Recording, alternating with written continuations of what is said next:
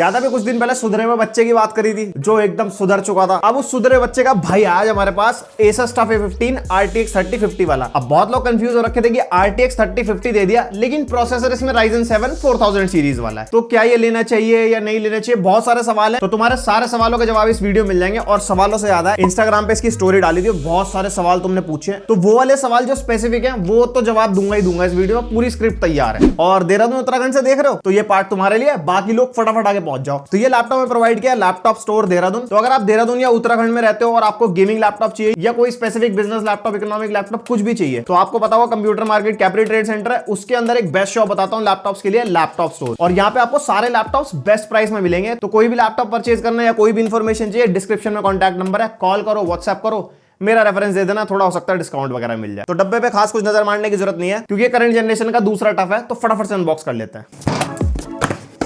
सफेद घूंघट में हमारा लैपटॉप और हमारे पास का एक्लिप्स ग्रे कलर है। थोड़ी बहुत इसमें पुस्तकें मिल जाएंगी आपको और यहाँ पे ऊपर टफ के स्टिकर्स वगैरह हैं। तो घर में बढ़िया अपना अलमारी पे चिपका लेना, अगर घर वाले मना करे तो नहीं चिपकाना। एक 180 वॉट का पावर अडाप्टर है और एक पावर कॉर्ड कर दिया जाए क्या। आज फिर से गिर गया लेकिन गणेश भैया नाराज मत हो जाना, इधर जगह ऐसी बना रखी है, डब्बे डैमेज नहीं होंगे, टेंशन मत लेना, बहुत बिल्कुल सेफ्टी से फेंका है। तो वैसे तो टाइटल में स्पेसिफिकेशन पढ़ लियोगे, स्टिल एक बार फिर से बताता हूं। Ryzen 7 4800H प्रोसेसर है, 8 कोर 16 थ्रेड्स वाला। RTX 3050 के अंदर आपको मिलेगा 75 वॉट TGP के साथ, 8 GB रैम है, 3200 मेगाहर्ट्ज क्लॉक स्पीड वाली, 512 GB की SSD है और वायरलेस कनेक्टिविटी में Wi-Fi 6 और ब्लूटूथ वर्जन 5.2। तो अब जरा इसकी सुंदरता पर नजर मार लेते हैं। तो ये जो एक्लिप्स ग्रे वाला वेरिएंट है, इसमें टॉप लिड आपको मेटल फिनिश में मिलते हैं। यहाँ पे बड़ा बड़ा टफ लिख का और टफ का लोगो चेंज हो गया पुराने वाले से। और जिनको पुराने वाले टफ से इक्वल कंपैरिजन देखना है तो टफ A15 का RTX 3060 वाला जो वेरिएंट है उसको मैंने बिल्कुल साइड बाय साइड कंपेयर किया है इस वाली वीडियो में, और डिस्क्रिप्शन में लिंक भी दे दूंगा, वो वाली देख लेना इस वीडियो के बाद। यहाँ पे ऊपर टफ गेमिंग लिखा है, यहाँ पे नोटिफिकेशन LEDs हैं और पीछे से कुछ ऐसा है, पुराने वाले टफ से काफी ज्यादा वेंट्स इसमें खुले हुए हैं और यहाँ पे नीचे आपको स्पीकर ग्रिल मिल जाएगी। और इस लैपटॉप का जो वेट है वो 2.3 kg है और वेट डिस्ट्रीब्यूशन बहुत अच्छा है। एक हाथ से आराम से इसकी लिड ओपन हो जाती है और ओपन करने के बाद ऊपर यहाँ पे अगर आप देखोगे तो यहाँ पे भी वेंट्स ओपन है कीबोर्ड के ऊपर, यहाँ से भी बढ़िया एयर फ्लो वगैरह का सीन है। और टेलीग्राम ग्रुप पर ना बहुत प्रीजम्पशन चल रहे थे कि हीटर आ गया नया और फलाना है ढिमक्का है, और इंस्टाग्राम पे भी बोल रहे थे लोग। थर्मस देख के ना हैरान रह जाओगे, तुम सच बता रहा हूं। पोर्ट्स के मामले में लेफ्ट साइड में पावर इनपुट का पोर्ट मिलता है आपको, एक RJ45 लैन पोर्ट, एक HDMI 2.0 का port, 2 USB 3.2 type A Gen 1 वाले पोर्ट मिलेंगे और एक USB 3.2 type C Gen 2 port मिलता है और एक हेडफोन माइक जैक का कॉम्बो। और राइट साइड में USB 3.2 Gen 1 type A port और एक एयर एग्जॉस्ट वेंट और एक केंसिंगटन लॉक। और ये जो राइट साइड वाला वेंट है ना, इसमें भी इंप्रूवमेंट है 2020 वाले टफ से। तो जो दूसरी टफ वाली वीडियो रेफर कर रहा था वो जरूर देखना कि कितना एक्चुअल डिफरेंस है दोनों टफ के अंदर। इसके अंदर 1080p 15.6 इंचेस की 144 हर्ट्ज वाली एंटी ग्लेयर डिस्प्ले है, 45% की NTSC और जो sRGB है वो 62.5% है और 250 निट्स की ब्राइटनेस। तो अगर तुम में से कोई भी 70-80 हजार के रेट में आपको बढ़िया 100% sRGB वाला लैपटॉप ढूंढ रहे हो और जिसमें तुम गेमिंग भी कर लो, तो तुम गलत चीज ढूंढ रहे हो, मत ढूंढो। यूजुअली 1 लाख से नीचे जितने गेमिंग लैपटॉप्स होते हैं उनके अंदर यही वाली डिस्प्ले मिलेगी आपको, कॉमन है 45% NTSC वाली। और डिस्प्ले आउटपुट के मामले में जो इसका इंटरनल डिस्प्ले है वो iGPU यानी कि AMD Radeon से कनेक्टेड है।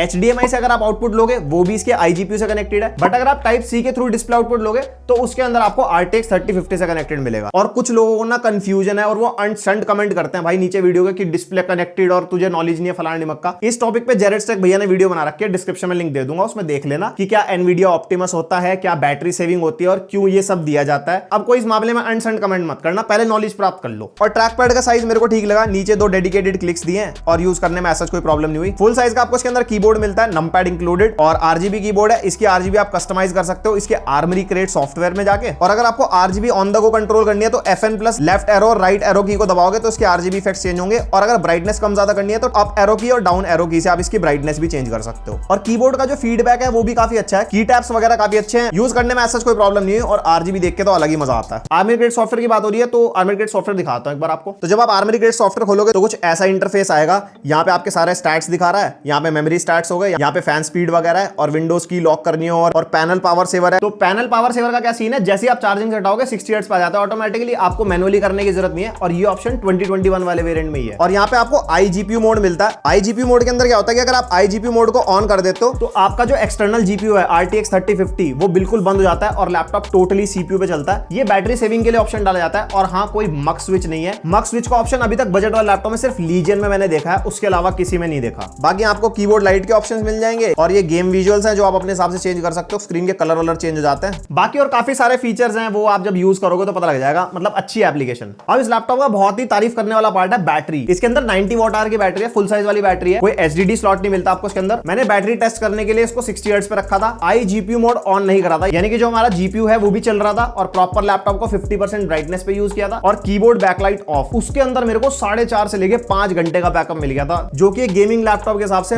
बहुत बढ़िया है। और अगर साइड बाय साइड इसको एचपी विक्टस से कंपेयर करते हैं, विक्टस में 74 आई थिंक 75 वॉट आवर की बैटरी है, इसमें 90 वॉट आवर है, तो बैटरी बैकअप इसके अंदर ज्यादा मिलेगा। ये है इसका वेबकैम और ऑडियो टेस्ट। सामने 2 माइक्रोफोन है इसके वेबकैम के अगल बगल में, ऐसी ऑडियो क्वालिटी जाएगी अगर आप कोई वीडियो कॉन्फ्रेंसिंग करते हो, ऑनलाइन क्लास लेते हो या जो भी आपको करना है। मेरे को पर्सनली अच्छी लग रही है, आपको कैसे लगी कमेंट करके जरूर बताना।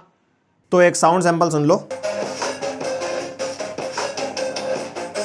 इसके अंदर 2-2 वॉट के 2 स्पीकर है, डाउन फायरिंग स्पीकर है, तो अगर फ्लैट सरफेस पे रख के चलाओगे अच्छी आवाज आएगी। स्पीकर की लाउडनेस एवरेज है, डेसिबल्स आपको पता लग गया होगा, और स्पीकर की क्लैरिटी अच्छी है, थोड़ा बहुत बेस सा भी है, मतलब ओवरऑल स्पीकर मेरे को ठीक लगे इसके। आप 75,000 रुपए खर्च रहो ना, तो फ्यूचर अपग्रेड तो तुम्हें जानना होगा कि मतलब क्या क्या इसके अंदर और बढ़ाया जा सकता है, कितनी इसकी कैपेबिलिटी और कितनी शक्तियों की प्राप्ति ये कर सकता है। तो इसके अंदर 2 रैम स्लॉट मिलेंगे, एक ऑक्यूपाइड है क्योंकि इसके अंदर 8 GB रैम आती है जो वेरिएंट हम रिव्यू कर रहे हैं, एक फ्री मिलेगा। तो सिंपल 16 GB तो आप सिंगल रैम का खर्चा करके एक्सपैंड कर सकते हो डुअल चैनल में, बट ये मैक्सिमम 32 GB तक एक्सपैंड हो सकता है। तो 32 GB के लिए 16 की 2 लगानी पड़ेंगी, डुअल चैनल में अच्छी परफॉर्मेंस आती है, तो उसके लिए आपको 8 GB वाली वेस्ट करनी पड़ेगी। इसके अंदर आपको 2 SSD स्लॉट्स मिलते हैं, एक ऑक्यूपाइड मिलेगा 512 GB SSD से और मैक्सिमम 2 TB पर स्लॉट कर सकते हो, यानी कि 4 TB तक मैक्स SSD सपोर्ट करता है। ले ली लैपटॉप की जानकारी, बस इतना ही था लैपटॉप के बारे में। अब भाई साहब आता है सबसे इंपॉर्टेंट पार्ट, परफॉर्मेंस को लेके। पहले नंबर सुन लो फिर बताता हूं क्या क्या कर सकते हो। सिनेबेंच R23 का टेस्ट किया, मल्टी कोर स्कोर निकला 11,406, सिंगल कोर स्कोर निकला 1230। फिर Geekbench 5 CPU टेस्ट किया,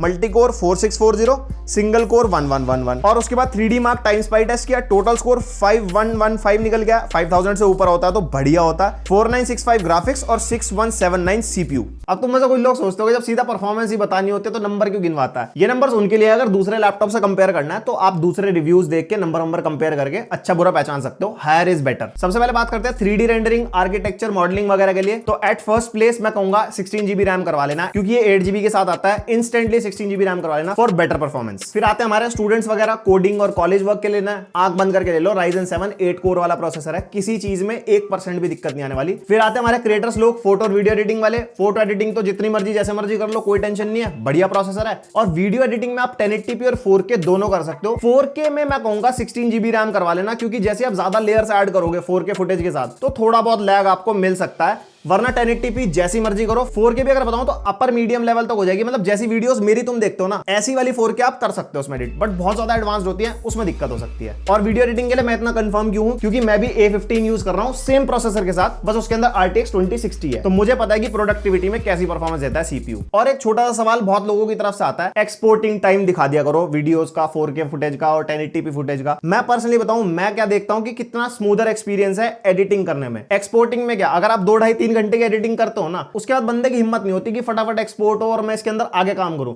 थोड़ी देर बंदा रेस्ट लेता है। तो एक्सपोर्टिंग टाइम रेस्टिंग के लिए छोड़ दो और अपना कुछ और काम करो। इन चीजों में कुछ नहीं रखा, ये सब मनगढ़ंत बातें हैं। गेमिंग लैपटॉप है ना, तो गेमिंग टेस्ट देख लो, उसके बाद कंक्लूजन की बात करते हैं। पहला गेम जो हम यहाँ टेस्ट कर रहे हैं वो है असासिन्स क्रीड वैल्हैला, और जो प्रीसेट रखा था मीडियम प्रीसेट पे टेस्ट किया था, क्योंकि उससे ऊपर तो फिर वो रेड लाइन क्रॉस कर जाता है। तो यहाँ पे हमारे को मीडियम प्रीसेट पे 40-45 FPS मिल रहे हैं, और CPU टेम्परेचर कुछ ज्यादा नहीं है, वैसे भी वैल्हैला में इतने ज्यादा जाते नहीं है क्योंकि ये CPU इंटेंसिव गेम नहीं है इतना। बट परफॉर्मेंस वाइज मैं यही कहूंगा कि प्लेबल है, और RTX 3050 है, 4 GB का ग्राफिक्स कार्ड है, तो इतनी ज्यादा उम्मीद नहीं करेंगे। बट हाँ, जो परफॉर्मेंस जैसी हम एक्सपेक्ट करते हैं उतनी ही मिल रही है, इससे ज्यादा 3050 क्या ही देगा। उसके बाद हमने टेस्ट किया फार क्राई 5, और अल्ट्रा प्रीसेट हमने यहाँ पे रखा था, और अल्ट्रा प्रीसेट पे 60-65 FPS यहाँ पे मिल रहे थे, कभी कभार 60 से नीचे जा रहे थे, समटाइम 60, बट यूजुअली 50 to 60 के बीच में ही रहते हैं FPS। और ओवरऑल बताऊं तो अल्ट्रा सेटिंग्स पे सही है, और CPU टेम्परेचर आप देख लो 88-89 लास्ट मैक्सिमम गए थे, उससे ऊपर तो जा ही नहीं, मतलब 90 तक तो मैंने देखा ही नहीं है कि इसमें 90 अबव भी टेम्परेचर गए हैं। फिर रेड डेड रिडेम्पशन 2 और बैलेंस्ड प्रीसेट, जो बैलेंस्ड का फर्स्ट वाला प्रीसेट शुरू होता है ना, मैंने वो सेट रखा था इसके अंदर, और उसके अंदर हमारे को एवरेज 50 FPS मिल रहे थे, मतलब 45 और 50 के बीच में फ्लक्चुएट कर रहे थे, और गेम प्लेबल थी, इतनी उम्मीद कर सकते हैं। और CPU टेम्परेचर आप देख लो, थर्मल्स में तो भाई जबरदस्त इंप्रूवमेंट करी है टफ सीरीज ने। बाकी अगर हम इसमें रैम अपग्रेड कर लेंगे, डुअल चैनल कर लेंगे, तो और भी ज्यादा इंप्रूवमेंट्स हमारे को मिलेंगे। फिर हमने GTA 5 टेस्ट किया, रेकमेंडेड सेटिंग्स पे हाई, वेरी हाई का जो मिक्सचर होता है, और उसके अंदर वही पता था हमारे को मिलने थे 70-80 FPS और बढ़िया स्मूथ गेम प्ले। और बाकी जो स्टैट्स है वो अपने आप देख लो यार, मैं क्या ही बोलूं इसमें।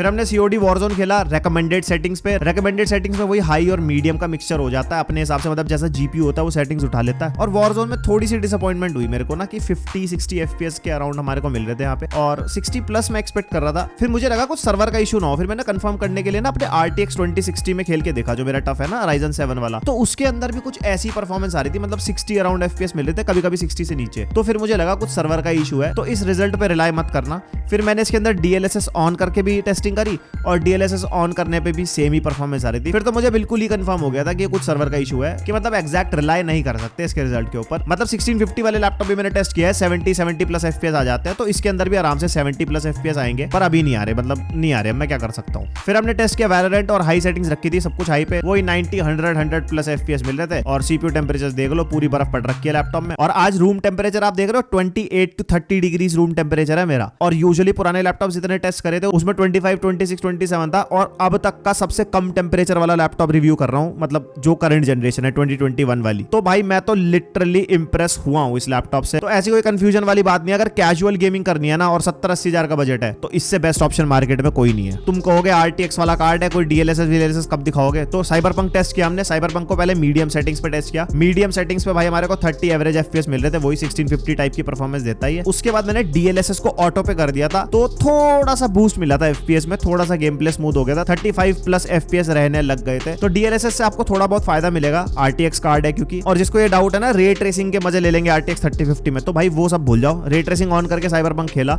और FPS देख लो 18 20 22, मतलब 25 FPS से नीचे चल रहा था, और इसमें तो मतलब गेम नॉन प्लेबल ही कहेंगे, लिटरली बता रहा हूँ, मजा नहीं आता खेलने में। तो अगर स्पेसिफिकली बताऊं 1650 और 3050 में ना ज्यादा परफॉर्मेंस का डिफरेंस नहीं है, आप दोनों में से किसी के लिए भी जा सकते हो। बस 3050 में आपको DLSS का फायदा मिल जाएगा, और फ्यूचर में जितने गेम्स आएंगे सब में DLSS सपोर्ट हो गई, तो थोड़े से ज्यादा FPS पे आप खेल सकते हो as compare to 1650। So guys देख लिया आपने सब कुछ, अब बात आती है कंक्लूजन की, और ये सबसे क्रूशियल पार्ट है, ये कोई मिस मत करना। मैं इंस्टाग्राम वाले क्वेश्चन ले लेता हूं पहले, विक्टस से बेटर है या नहीं है, क्योंकि विक्टस में Ryzen 5 5600H मिलता है RTX 3050 के साथ, इसमें Ryzen 7 4800H है, ये विक्टस से ज्यादा बेटर है, and in terms of battery as well, और बिल्ड क्वालिटी भी और थर्मल्स भी विक्टस से ऊपर है, ले सकते हो। दूसरा मेन सवाल, 70 से 80 हजार के बीच में कौन सा बेस्ट लैपटॉप है? अभी की डेट में जो ये वीडियो बना रहा हूं तब के टाइम में ये वाला लैपटॉप बेस्ट है। 70 से 80 हजार बजट है, ले लो। अगर 65 to 70 है ना, तो थोड़ा सा पुश करके ये वाला ले लो, उससे कम कुछ मत लेना, बेस्ट चीज है। और एक मेन सवाल 1660 Ti वर्सेस 3050, तो इसके ऊपर एक दो चैनल ने वीडियो बना रखी है, आप एक्चुअल रिजल्ट्स देख सकते हो। तो मैं कहूंगा 1660 Ti किसी जगह बेटर है,